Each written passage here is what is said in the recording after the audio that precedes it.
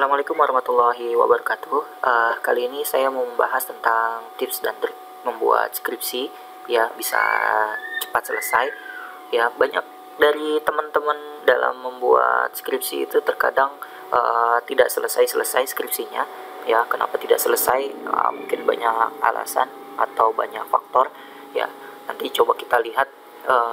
Berikut ini saya akan jelaskan bagaimana caranya bisa cepat selesai dalam membuat skripsi. Oke, yang pertama adalah pilih tempat penelitian yang mudah dapat izin ya dan dalam pengambilan datanya. Ya, jadi yang pertama kali kita pikirkan adalah kita mendapatkan tempat untuk melakukan penelitian ya, diizinkan di situ. Nah, kemudian mudah mengambil datanya. Ya, jadi jangan sampai ketika kita mengambil penelitian di tempat atau di lokasi yang kita pilih, ternyata tidak diizinkan. Atau juga diizinkan tapi mengambil datanya itu susah. Nah, pastikan itu diizinkan dan mudah mengambil datanya. Ya, karena ketika kita melakukan penelitian, ya nanti ada data yang mesti kita ambil, ya kemudian ada mungkin kalau yang kuantitatif, ya kita menyebarkan kuesioner, ya jadi diizinkan untuk menyebarkan kuesioner. Ya, dan kita tarik lagi kuesionernya untuk kemudian kita olah datanya. Nah, ini yang pertama. Jadi pilih tempat penelitian yang mudah mendapatkan datanya dan diizinkan di situ. Baik, kemudian yang kedua, cari permasalahan. Jadi ketika kita sudah diizinkan melakukan penelitian di perusahaan itu, ya kemudian cari permasalahannya apa. Ya, karena untuk membuat penelitian ini atau skripsi ini, ya kita memang mencari masalah. Ya, ada masalah, kita selesaikan. Ya, kalau tidak ada masalah tidak bisa dijadikan skripsi atau penelitian. Ya, maka itu kita cari masalah di situ. Ya, jadi penelitian ini kita cari masalah sebenarnya. Ya, ya kita cari permasalahannya apa. Ya, untuk kita jadikan sebagai judul skripsi kita atau judul penelitian kita. Ya, nanti kita bisa jelaskan melalui data-datanya. Ya, jadi nanti kita jelaskan di latar belakang. Ya, datanya kita munculkan. Ya, data itu bisa tabel, bisa deskripsi, silakan saja. Ya, jadi nanti untuk memperkuat ya penelitian kita.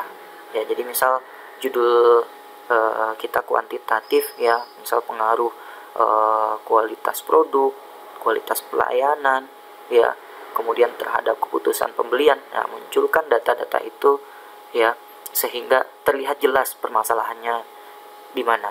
Ya, misal kualitas produknya bermasalah, ya berarti mungkin ada barangnya yang lecet, ya atau juga tidak sesuai dengan ukurannya, ya atau estetikanya kurang menarik, ya dan seterusnya. Atau kualitas pelayanan, ya bisa kita munculkan juga data permasalahannya, ya misal customer service-nya cerewet, ya kemudian juga dalam melayani kurang ramah, ya dan lain-lain. Kalau keputusan pembelian misal datanya turun naik, ya atau turun, ya atau naik tapi tidak sesuai dengan target. Nah, itu kan permasalahannya. Ya kita munculkan dan kita jelaskan di latar belakang. Kita lanjut. Kemudian yang ketiga, ya komunikasikan dengan pembimbing. Ya, jadi ketika kita skripsi ini juga jangan sampai kita tidak komunikasi dengan pembimbing. Kita komunikasi buat akhirnya apa yang kita kerjakan ini sesuai dengan arahannya, ya sesuai dengan bimbingannya. Ya, jadi jangan sampai kita serahkan bab 1 sampai bab 3, nah kemudian berikutnya kita serahkan semua sampai bab 5 sampai selesai gitu. Itu jangan, ya tanpa kita komunikasikan dengan pembimbing, ya nanti ketika kita sudah selesaikan ternyata salah, ya fatal memang ketika kita serahkan semua bab 1, 2, 3, 4, 5 begitu. Nah, kemudian ketika salah, misal salah menentukan populasi, ya yang berakibat sampelnya juga salah, ya sehingga wah ini bermasalah sekali.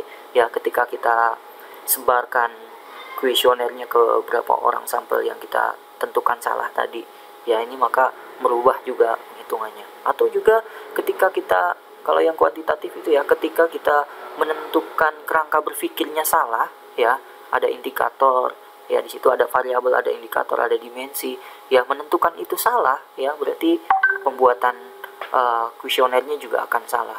Nah, terlebih kuesionernya sudah disebarkan, nah itu juga berarti salah. Kita ulang lagi. Nah, maka itu saran saya, komunikasikan dengan pembimbing, ya, ya nanti berkala, ya seperti apa. Ya, bangun komunikasinya yang baik dengan pembimbing, ya tanyakan kabarnya baik-baik. Kemudian kalau memang mau ketemuan, mohon izin, ya bisa ketemuan atau tidak di hari apa, jam berapa, gitu. Ya, biasakan setiap mau pertemuan, ya kita janjian terlebih dahulu, ya khawatir nanti uh, dosen tersebut atau dosen pembimbing kita ya lagi ada kesibukannya yang lain, ya jadi kita mohon izin dulu, kemudian minta bertemu, gitu. Baik, kemudian yang keempat, ya saya sampai ketujuh ini, ya. Nah, ini kita mau bahas yang keempat. Yang keempat, progres pembuatan skripsi berkala dan berkelanjutan, ya. Nah, pastikan kita kerjakan skripsinya, ya, di kita progres, ya. Misal minggu ini kita sudah mengerjakan apa, ya, kemudian juga minggu depan kita mau mengerjakan apa, kita progres terus berkala, ya, dan berkelanjutan, ya, sehingga nanti ketahuan atau terlihat jelas kita sudah sampai mana pencapaian pembuatan skripsinya, ya. Nah, kemudian apabila ada koreksian dari pembimbing, ya, kemudian tidak bisa kita kerjakan, ya ini komunikasikan dengan pembimbing, ya, sehingga nanti ada progresnya tetap, ya. Atau kalaupun tidak ada progres, ya kita kabari ke pembimbing, ya, buat akhirnya ada semangat, ya, ada semangat bahwa kita sedang progres pembuatan skripsinya, ya, sedang dilanjutkan pembuatan skripsinya, gitu. Nah, terkadang juga karena kita jarang komunikasi sama pembimbingnya, ya, ini ada bahasa dari dosen pembimbing itu, kayak kapal selam. Wah, kapal selam itu kan muncul tenggelam lagi, muncul tenggelam lagi, muncul pas saat mau bimbingan pertama kali, ya tenggelam, kemudian muncul lagi pas mau sidang akhir, ya tahu-tahu dia menyerahkan semua skripsinya bab 1 sampai bab 5. Nah, itu jangan. Ya, saran saya adalah di progres, ya, dikomunikasikan berkala, ya, berkelanjutan. Ya, setiap minggu atau setiap 2 minggu sekali kita komunikasikan dengan pembimbing kita, gitu. Nah, pembimbing juga ketika kita progres seperti itu, biasanya nanti ketika ada informasi apa, kadang kita suka diinfokan, begitu, ya. Kita lanjut. Berikutnya yang kelima, bingung tanya. Nah, ini yang sering terjadi pada teman-teman mahasiswa. Ketika bingung, ini dipendem begitu saja, tidak dikomunikasikan dengan pembimbingnya, ya. Saran saya, ketika kita bingung, ya kita tanya, ya, misal ada koreksian dari pembimbingnya, bingung, ya ternyata kita nggak bisa mengerjakannya, bingung, ya tanya ke pembimbingnya, ya. Jadi jangan sampai kita diam-diam saja, ya, bingung tidak ditanyakan, ya kita tanyakan. Bisa tanya teman atau lebih enaknya tanya ke pembimbingnya buat bisa tahu, oh ini maksudnya apa, ya ini seperti apa pengerjaannya dan seterusnya, ya. Yang jelas bingung tanya, jangan diam. Kemudian yang keenam, buat sendiri, ya. Ini terkadang teman-teman mahasiswa, ya, karena dia bingung, kemudian karena dia tidak bisa mengerjakannya atau karena dia sibuk, ini minta dibuatkan sama orang lain. Ya, saran saya buat sendiri. Karena kalaupun kita minta tolong sama orang lain atau menyuruh orang lain, ya, ketika nanti sidang skripsi, ya kita yang menghadapinya, ya. Nah, ini ketahuan sekali, ya. Saya membimbing mahasiswa, kemudian juga menguji S1, kemudian juga menguji S2 pasca sarjana, ya ini kalau mahasiswanya itu yang dia dibuatkan, ya, atau ada yang membuatkan gitu, temennya atau siapa gitu yang membuatkan, nah ini ketahuan. Maka itu daripada kita kerja 2 kali, ya mending dari awal kita buat sendiri, ya. Pak, saya makan skripsi baru, Pak. Ya memang pembuatan skripsi ini kita memang baru awal mengerjakan, baru pertama kali mungkin bagi kita yang kuliahnya S1 baru saat ini, gitu ya. Ya memang ini sekali gitu, ya.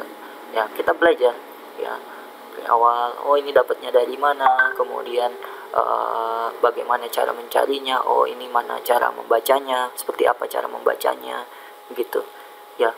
Kalaupun memang terpaksa ada misal hitung-hitungannya yang kita tidak mampu mengerjakannya gitu, minta tolong sama teman untuk mengerjakan hitung-hitungannya. Nah, ini harus juga tetap kita kuasai, ya, bagaimana cara mencarinya, ya, kemudian cara membacanya. Nah, tetap 2 kali juga. Nah, saran saya sih kita buat sendiri ya. Tutorial banyak ya, jadi kalau kita bingung kita bisa tanya, kita bisa cari ya bagaimana cara membuatnya, bagaimana cara mencarinya gitu ya. Bagi yang bingung Excel, cara mengolah datanya Excel ya, banyak tutorialnya kita bisa cari ya. Kemudian juga ada tutorial videonya juga banyak sekali, kita bisa pelajari juga gitu. Jadi daripada kerja 2 kali nantinya, mending dari awal ya kita tentukan untuk membuat sendiri ya, karena nanti lebih menguasai dan lebih mudah ke depannya ketika kita ada revisi, kemudian ketika kita ada kendala-kendala ya. Bingung tanya, buat sendiri. Kemudian yang terakhir adalah dikerjakan. Nah, ini yang paling bermasalah ya. Skripsi harus dikerjakan, karena kalau kita tidak kerjakan ya tidak selesai-selesai ya. Kalau tidak dimulai, tidak mulai-mulai ya. Kalau tidak dikerjakan ya tidak selesai-selesai. Nah, maka itu skripsi yang kita sudah buat ya kita kerjakan, kita progres ya. Bingung tanya, buat sendiri ya. Nah, kemudian akan terlihat progresnya seperti apa, kemudian capaian skripsinya sudah sampai mana ya. Nah, bakalan ketahuan selesainya sampai kapan gitu. Nah, mahasiswa bimbingan saya ketika dia progres terus setiap minggunya atau 2 minggu sekali ke saya ya, bisa selesai dalam 2 bulan ya, 3 bulan sudah kelar. Dan ada juga yang tidak selesai ya, yaitu yang tidak dikerjakan atau tidak bimbingan atau tidak diprogres ke pembimbingnya. Baik, itu yang bisa saya jelaskan di tips dan trik membuat skripsi ya, cepat selesai ya. Kalau ada kesulitan silakan ditanyakan, ada kebingungan juga silakan ditanyakan di kolom komentar. Kita ketemu lagi di video-video berikutnya. Assalamualaikum warahmatullahi wabarakatuh.